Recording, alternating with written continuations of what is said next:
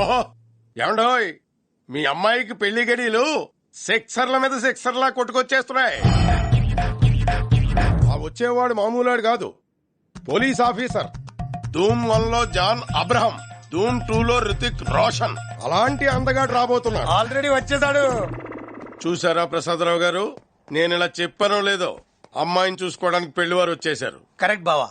9-9 శాస్త్రి గురించి నేను కూడా విన్నాను. ఈయన చెప్పినట్లు జరుగుతుంది. Thank you. ఇంతకీ అబ్బాయి ఏం చేస్తున్నాడు? పంజాగుట్ట పిఎస్ లో సర్కిల్ ఇన్స్పెక్టర్ గా పనిచేస్తున్నాను. నేను అడిగింది నీ గురించి కాదు, మీ అబ్బాయి గురించి. వీళ్ళ అబ్బాయి పెళ్లి కొడుకు కాదు, ఈ అబ్బాయే పెళ్లి కొడుకు. Shiva Shiva, what nonsense you are talking. నా ఇమాజినేషన్ లో ఉన్న వరుడెక్కడ, బీడీ కట్ట మీద పురుబొమ్మలా ఉన్న వీడెక్కడ?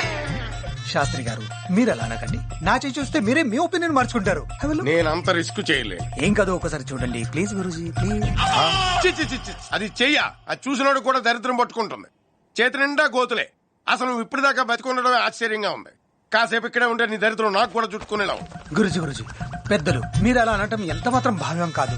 ఖచ్చితంగా ఈ అమ్మాయి నాదవుతుంది. ఎలా చెప్పగలవు? అన్నం తినాలని ఉంటుంది కానీ తినలేను, దాహం వేస్తుంది కానీ తాగలేను, పడుకోవాలని ఉంటుంది కానీ నిద్ర పట్టదు.